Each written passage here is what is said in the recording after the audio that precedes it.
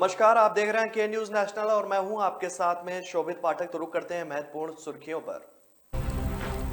मुख्यमंत्री योगी आदित्यनाथ ने रखी राम मंदिर के गर्भगृह की पहली शिला। राम मंदिर में सीएम योगी ने की पूजा अर्चना।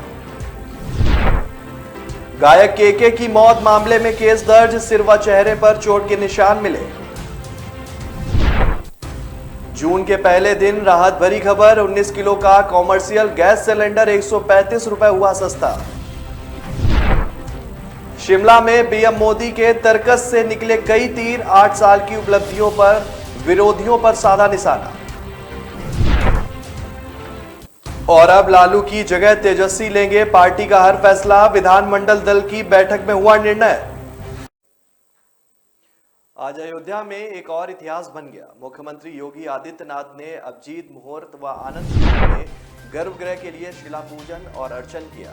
पूजन अर्चन उन्होंने किया। मुख्यमंत्री योगी आदित्यनाथ की 3 पीढ़ी राम मंदिर आंदोलन से जुड़ी रही और उनके गुरु अवैधानंद का मंदिर आंदोलन में अहम योगदान रहा। तो सीएम योगी की भी मंदिर निर्माण में अहम भूमिका दिखी।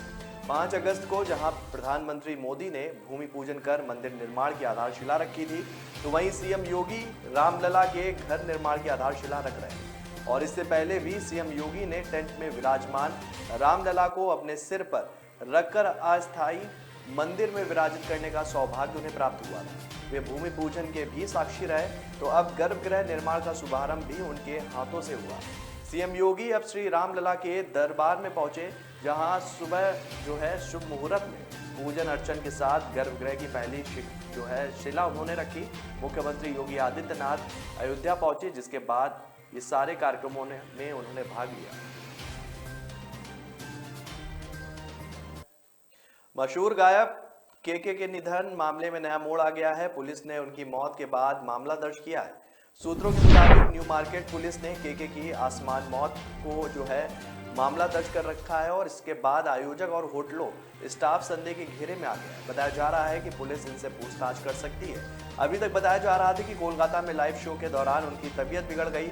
इसके बाद वह होटल चले गए और गिर पड़े। इसके बाद उन्हें अस्पताल ले जाया गया, जहां डॉक्टरों ने उन्हें मृत घोषित कर दिया। हालांकि अब सामने आ रहा है कि केके की मौत अप्राकृतिक तरीके से हुई है और उनके चेहरे व सिर पर चोट के निशान भी मिले। बताया जा रहा है कि केके को जब अस्पताल ले जाया गया तब उनके सिर पर चोट के निशान मिले थे। हालांकि इन सभी बातों पर से पोस्टमार्टम के आने के बाद ही पर्दा उठ पाएगा। हालांकि कुछ देर बाद एसएसकेएम अस्पताल में उनका पोस्टमार्टम भी शुरू हुआ। जानकारी के मुताबिक परिवार की सहमति मिलने के बाद और पूछताछ के बाद पोस्टमार्टम किया जा रहा है। केके की पत्नी व बेटा कोलकाता पहुंच चुके हैं। गायक केके का पूरा नाम कृष्ण कुमार कुन्नत है और इंडस्ट्री के मशहूर गायकों में से केके शुमार है। 23 अगस्त 1970 को उनका जन्म हुआ था और उन्होंने हिंदी के अलावा मराठी, बंगाली, गुजराती, तेलुगु, मलयालम और कन्नड़ और तमिल गानों के लिए अपनी आवाज दी थी।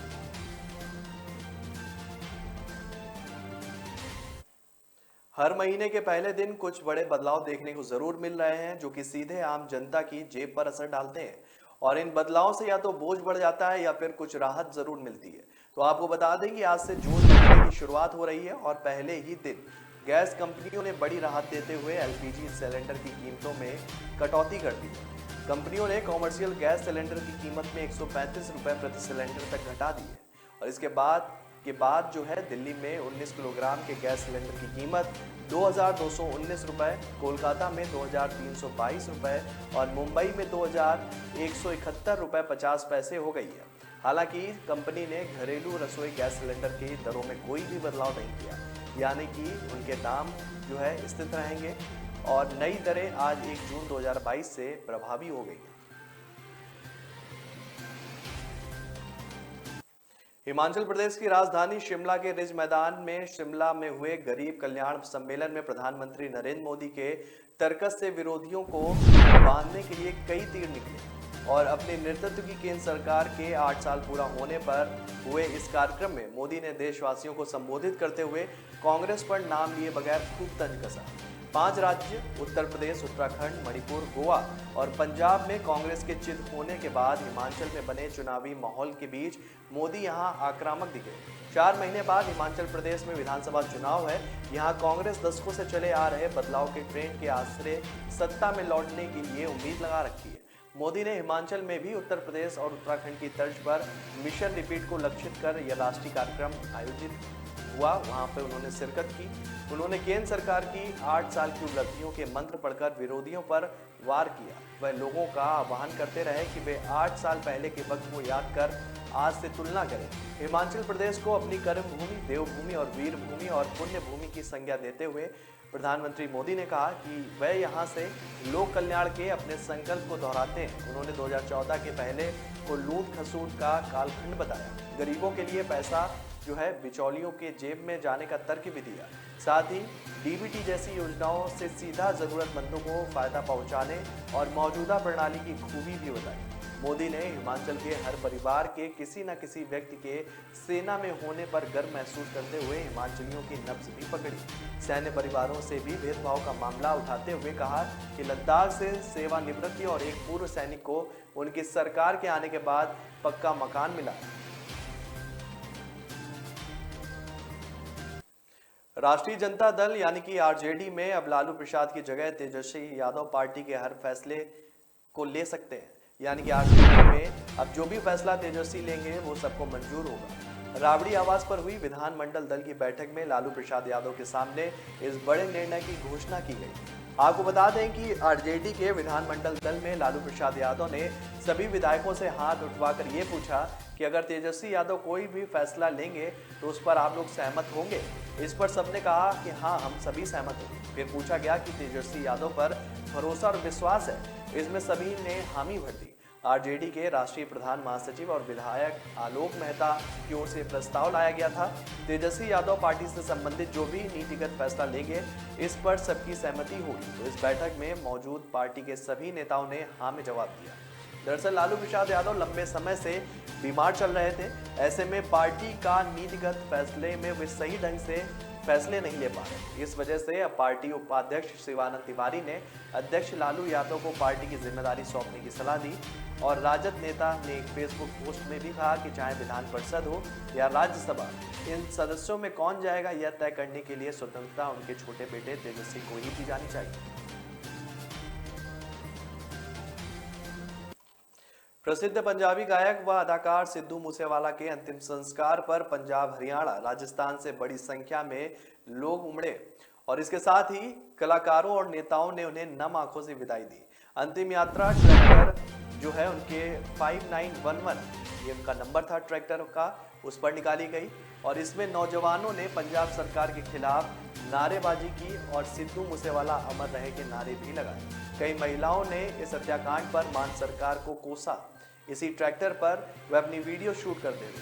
आपको बता दें कि उनकी रविवार शाम को गोली मारकर हत्या कर दी गई थी। मूसेवाला के परिवार ने पंजाब सरकार से इस हमले और सुरक्षा वापस लेने की न्यायिक जांच की मांग भी की थी और मुख्यमंत्री भगवंत मान के आश्वासन के बाद सोमवार शाम सिद्धू मूसेवाला का मानसा के अस्पताल में पोस्टमार्टम भी किया गया। सिद्धू मूसेवाला को अंतिम संस्कार से पहले मां चरण कौर ने दूल्हे की तरह सजाया। पिता बलकौर सिंह ने गुलाबी रंग की पगड़ी बांधकर बेटे का सेहरा सजाया। मूसेवाला ट्रैक्टर 5911 के शौकीन थे और उनके गीतों के बोल में भी जो है इस नंबर का जिक्र आता रहता था। अंतिम यात्रा पर ट्रैक्टर को फोटो और हारों से सजाया गया। इस दौरान 2 जिलों की पुलिस भी तैनात की गई। सिद्धू को श्रद्धांजलि देने के लिए उनकी फोटो हाथ में लिए लोग समर्थक और समर्थन करने पहुंचे और कई जगहों पर उनके गाने भी बजाए जा रहे। तो ब्रेक पर जाने से पहले रुक करते हैं महत्वपूर्ण सुर्खियों पर। मुख्यमंत्री योगी आदित्यनाथ ने रखी राम मंदिर के गर्भगृह की पहली शिला। राम मंदिर में सीएम योगी ने की पूजा अर्चना। गायक केके की मौत मामले में केस दर्ज, सिर व चेहरे पर चोट के निशान मिले। जून के पहले दिन राहत भरी खबर, 19 किलो का कॉमर्शियल गैस सिलेंडर 135 रुपए हुआ सस्ता। शिमला में पीएम मोदी के तर्कस से निकले कई तीर, 8 साल की उपलब्धियों पर विरोधियों पर साधा निशाना। और अब लालू की जगह तेजस्वी लेंगे पार्टी का हर फैसला, विधानमंडल दल की बैठक में हुआ निर्णय।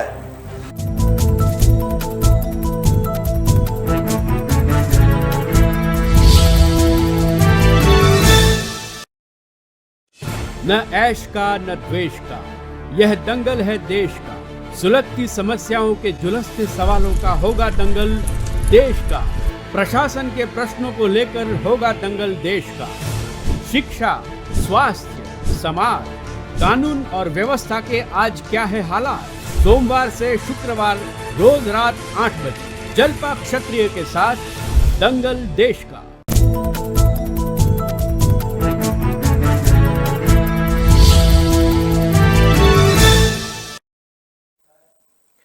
ब्रेक के बाद फिर स्वागत है आपका। रुक करते हैं आगे की खबरों पर। देश में ऐतिहासिक इमारतों, मंदिर, मस्जिद को लेकर छिड़ी बहस के बीच हैदराबाद के चार मीनार को लेकर भी विवाद खड़ा हो गया है। तेलंगाना कांग्रेस नेता राशिद खान ने चार मीनार में नमाज पढ़ने की अनुमति दिए जाने को लेकर हस्ताक्षर अभियान शुरू कर दिया। उन्होंने कहा कि यह इमारत भारतीय पुरातत्व सर्वेक्षण विभाग की ओर से संरक्षित है। चार मीनार में पहले नमाज पढ़ी जाती थी, हालांकि करीब 2 दशक पहले लोगों को यहां नमाज पढ़ने से रोक दिया गया था। वहीं मौलाना अली कादरी ने एएनआई को बताया कि चार मीनार में पहले लोग नमाज अदा करते थे, लेकिन यहां एक व्यक्ति द्वारा आत्महत्या किए जाने के बाद इस पर पाबंदी लगा दी गई। तेलंगाना कांग्रेस नेता राशिद खान ने कहा कि हम सांस्कृतिक मंत्रालय और एएसआई से मांग करते हैं कि चार मीनार में फिर से नमाज अदा करने की अनुमति दी जाए। उन्होंने कहा कि अगर मांग नहीं मानी गई तो हम सभी लोग हस्ताक्षर लेकर मुख्यमंत्री के पास जाएंगे। इसके बावजूद नमाज अदा करने की अनुमति नहीं दी गई तो हम धरने पर भी बैठेंगे और प्रदर्शन करेंगे। राशिद खान ने कहा कि चार मीनार के पास स्थित भाग्यलक्ष्मी मंदिर को अवैध निर्माण बताया। उन्होंने कहा कि हम गंगा जमुना तहजीब में विश्वास करते हैं। अगर मंदिर में प्रार्थना हो रही है तो होने दें, लेकिन उसी तरह हमारी मस्जिद बंद है, इसे खोल दिया जाना चाहिए और हमें नमाज की अनुमति दी जानी चाहिए। अगर ऐसा ही मस्जिद को बंद कर रहा है तो मंदिर को भी बंद करवा दिया जाए। प्रधानमंत्री नरेंद्र मोदी के 8 वर्ष का कार्यकाल पूरा होने पर मुख्यमंत्री शिवराज सिंह चौहान ने कहा कि नरेंद्र मोदी नए भारत के शिल्पकार हैं। लोगों का जीवन बदला, राजनीति की संस्कृति बदली और देश का मान बढ़ाया। मुख्यमंत्री शिवराज सिंह चौहान और प्रदेश अध्यक्ष वीडी शर्मा ने कहा कि प्रधानमंत्री का 8 वर्ष का कार्यकाल पूरा होने पर प्रधानमंत्री नरेंद्र मोदी को हार्दिक बधाई। मुख्यमंत्री और प्रदेश अध्यक्ष ने भी कहा कि प्रधानमंत्री नरेंद्र मोदी का 8 वर्षों का कार्यकाल देश का कायाकल्प करने वाला रहा और इन 8 वर्षों में प्रधानमंत्री ने देश के गरीबों का जीवन बदलने का अभियान चलाया तो पारदर्शिता के साथ सुशासन के नए मानदंड भी गढ़े, भ्रष्टाचार और आतंकवाद पर कड़े प्रहार भी किए तो दुनिया में देश का मान सम्मान भी बढ़ाया। केंद्र और मध्य प्रदेश की डबल इंजन वाली सरकार मिलकर प्रदेश में आगे भी इसी तरह का की जो विकास गंगा बहाती रहे, यही कामना है। मुख्यमंत्री शिवराज सिंह चौहान ने कहा कि प्रधानमंत्री के नेतृत्व में एक वैभवशाली, गौरवशाली, सशक्तिशाली, संपन्न और समृद्ध भारत का निर्माण हो रहा है। वह नए भारत के शिल्पकार हैं। पिछले 3 माह से यूक्रेन में जंग लड़ रही रूसी फौज की मुसीबत बढ़ सकती है। अमेरिका ने यूक्रेन को अत्याधुनिक हिमर रॉकेट मुहैया कराने का फैसला किया। ये रॉकेट लंबी दूरी के अचूक निशाने साधने में सक्षम है। यूक्रेन के पुनर्निर्माण के लिए हाल ही में अमेरिका ने करीब $54 अरब की सहायता मंजूर भी की है और उधर रूस भी यूक्रेन के खिलाफ सैन्य कार्रवाई लगातार जारी रखे हुए है। उससे मुकाबला करने के लिए अमेरिका ड्रोन को $70 करोड़ का हथियार पैकेज देने जा रहा है और इसी के तहत हिमर रॉकेट भी दिए जाएंगे। यह उच्च गति का आर्टिलरी रॉकेट सिस्टम है जो 80 किलोमीटर दूर स्थित दुश्मन को तबाह कर सकता है। फिल्म अभिनेता सलमान खान को धमकी देने के बाद पिछले दिनों पंजाबी गायक सिद्धू मूसेवाला की हत्या के मामले में गैंगस्टर लॉरेंस बिश्नोई का नाम सामने आ रहा है। अब बिश्नोई गिरोह के उत्तराखंड में सक्रिय होने की आशंका को लेकर पुलिस विभाग सतर्क हो गया है। पंजाब में हुई गायक मूसेवाला की हत्या की जिम्मेदारी जिस गोल्डी बराड़ ने ली है वह बिश्नोई का करीबी बताया जा रहा है। पुलिस ने बताया है कि बिश्नोई गिरोह का नेटवर्क पंजाब के साथ ही राजस्थान, हरियाणा, दिल्ली से होते हुए अब उत्तराखंड में भी तेजी से फैल रहा है। रुद्रपुर गल्ला मंडी के पास जनवरी 2021 में टायर व्यापारी के प्रतिष्ठान के बाहर हुई फायरिंग के मामले में भी बिश्नोई गिरोह का नाम आया था। फायरिंग के मामले में व्यापारी से बिश्नोई के नाम पर 1 करोड़ रुपए की रंगदारी मामले का मामला भी सामने आया था। इसके बाद हल्द्वानी में गिरफ्तार एक व्यक्ति का नाम भी बिश्नोई गिरोह से जुड़ने की चर्चा थी। प्रधानमंत्री नरेंद्र मोदी ने मंच पर मुख्यमंत्री जयराम ठाकुर की पीठ पर थपकी मारी और संबोधन के समय विभिन्न उपलब्धियों को गिनाकर उनका कद देश भर में ऊंचा किया। कोविड काल में वैक्सीनेशन में अव्वल रहने पर उन्होंने मुख्यमंत्री की कार्यशैली की सराहना की। जयराम ठाकुर को उन्होंने मंच से लोकप्रिय मुख्यमंत्री और मेरे मित्र कहकर संबोधित किया। स्वागत भाषण देकर जयराम ठाकुर जैसे ही मंच से उतरे तो मोदी ने बैठते हुए उनकी पीठ थपथपाई। हिमाचल प्रदेश की राजधानी शिमला के रिज मैदान में हुए गरीब कल्याण सम्मेलन में पहुंचने के बाद मुख्यमंत्री जयराम ठाकुर मोदी से बतियाते रहे। वहीं मोदी ने भी कहा कि यह जयराम ठाकुर को हार्दिक बधाई देते हैं कि कोरोना काल में जिस तरह से उनकी सरकार ने काम किया है वो सराहनीय है। मोदी ने कहा कि हिमाचल पर्यटकों के लिए जाना जाता है, यहाँ पर्यटकों को तकलीफ ना हो इसलिए उन्होंने वैक्सीनेशन को इतनी तेजी से चलाया। हिंदुस्तान में सबसे पहले वैक्सीनेशन का काम पूरा करने वालों में जयराम की सरकार अग्रिम पंक्ति में रही। मोदी ने जयराम सरकार की गांव में रहने वाले 6 करोड़ परिवारों को साफ पानी का कनेक्शन देने और हर घर में नल योजना से जोड़ने के लिए पानी पहुंचाने के लिए भी उन्हें शाबाशी दी। मोदी ने कहा कि उन्हें यह जानकर अच्छा लगा कि जयराम के नेतृत्व में हिमाचल प्रदेश इस दिशा में बहुत अच्छा काम कर रहा है। हर घर जल योजना में हिमाचल 90% घरों को कवर कर चुका है। किन्नौर, लाहौर, स्पीति, चंबा, हमीरपुर जैसे जिलों में 100% कवरेज हासिल की जा चुकी है। तो ब्रेक पर जाने से पहले रुक करते हैं महत्वपूर्ण सुर्खियों पर। मुख्यमंत्री योगी आदित्यनाथ ने रखी राम मंदिर के गर्भगृह की पहली शिला। राम मंदिर में सीएम योगी ने की पूजा अर्चना।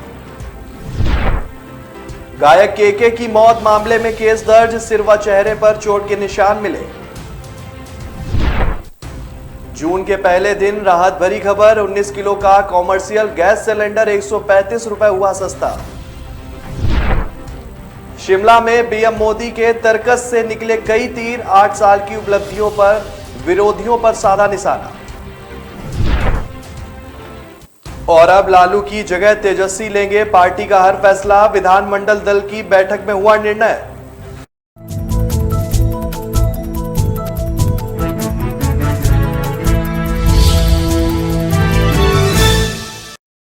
कामयाबी की असली पहचान तभी होती है जब उसकी बुनियाद मजबूत हो, क्योंकि जिन्हें खुद पर भरोसा हो उनकी ताकत कभी कम नहीं होती है। इसलिए भरोसा करिए सिर्फ विकी पावर प्लस टीएमटी बार पर। अब घर बनेगा स्ट्रॉन्ग, चलेगा लाइफ लॉन्ग।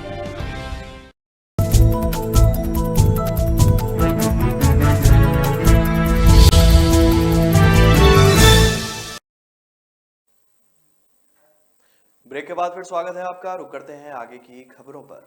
उत्तर प्रदेश के झांसी जिले में शुक्रवार तड़के एक साड़ियों के शोरूम में आग लग गई। अग्निकांड में 2 लोगों की मौत हो गई, 7 लोगों को बचा लिया गया है। अभी आग पर काबू पाने की कोशिश की जा रही है। जानकारी के अनुसार झांसी जिले के कोतवाली थाना इलाके में दतिया गेट के अंदर राय के ताजिया पर अजय का पूनम वस्त्रालय के नाम से साड़ियों का 3 मंजिला शोरूम है। बुधवार की सुबह तकरीबन 4 बजे शोरूम में आग लग गई। ऊपर की मंजिल पर आवाज भी है। आग की लपटें ऊपरी मंजिल के आवास तक पहुंच गई, जिससे वहां रखे 4 सिलेंडर तेजी धमाकों के साथ फट गए। सूचना मिलते ही मौके पर थाना कोतवाली पुलिस और दमकल दस्ता पहुंच गया। आग की भीषणता को देखते हुए सेना के दमकल दस्ते को भी बुलाया गया। पुलिस और दमकल कर्मियों ने मिलकर आवास में रह रहे 7 लोगों को बचाया, जबकि 2 लोगों की मौत हो गई और अभियान जो है कुछ देर बाद बंद भी कर दिया।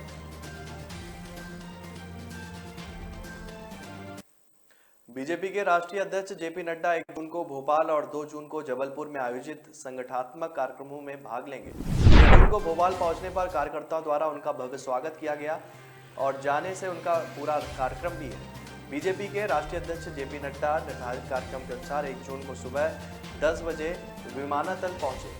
सुबह 10:30 बजे स्टेट हैंगर पर प्रदेश अध्यक्ष विष्णुदत्त शर्मा, मुख्यमंत्री शिवराज सिंह चौहान एवं प्रदेश व जिला पदाधिकारी उनकी आगवानी की और यहां राष्ट्रपति अध्यक्ष का बड़ी संख्या में कार्यकर्ताओं ने स्वागत किया।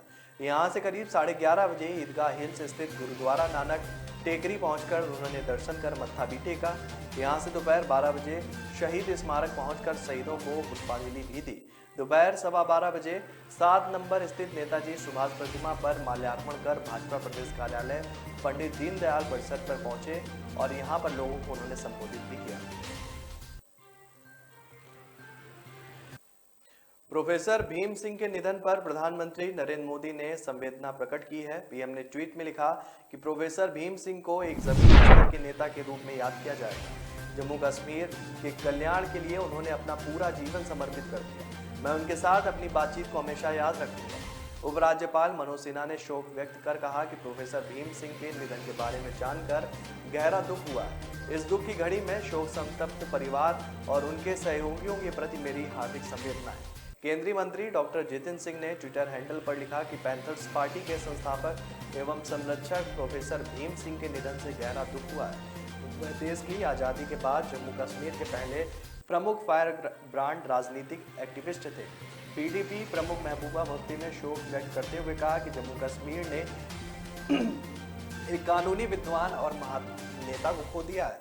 पूर्व मुख्यमंत्री उमर अब्दुल्ला, सीपीआई के नेता वरिष्ठ नेता मोहम्मद यूसुफ तारिगानी और पीपुल्स कॉन्फ्रेंस के प्रमुख सज्जाद लोन ने भी प्रोफेसर भीम के निधन पर शोक व्यक्त किया। कांग्रेस उम्मीदवार राजीव शुक्ला और रजिता रंजन ने मंगलवार को राज्यसभा चुनाव के लिए अपना नामांकन पत्र दाखिल किया। इस दौरान मुख्यमंत्री भूपेश बघेल भी वहां मौजूद रहे। नामांकन के बाद जब बघेल से पूछा गया कि छत्तीसगढ़ में बाहरी को मौका क्यों, इस पर उन्होंने पार्टी का बचाव करते हुए कहा कि इस तरह के फैसले तो सभी दल में लिए जाते ही हैं, हमारे यहाँ नया कुछ भी नहीं। उन्होंने कहा कि शुक्ला और रंजना जो है पार्टी दल का नेता जो है उन्हें प्रमुख पार्टी गठबंधन ने तय किया है और इस पर हम उन्हें चुनाव लड़ने के लिए आगे भेज रहे हैं। तो फिलहाल इस बुलेटिन में मेरे साथ इतना ही। आगे की खबरों के लिए बने रहिए के न्यूज़ नेशनल के साथ। तब तक के लिए नमस्कार।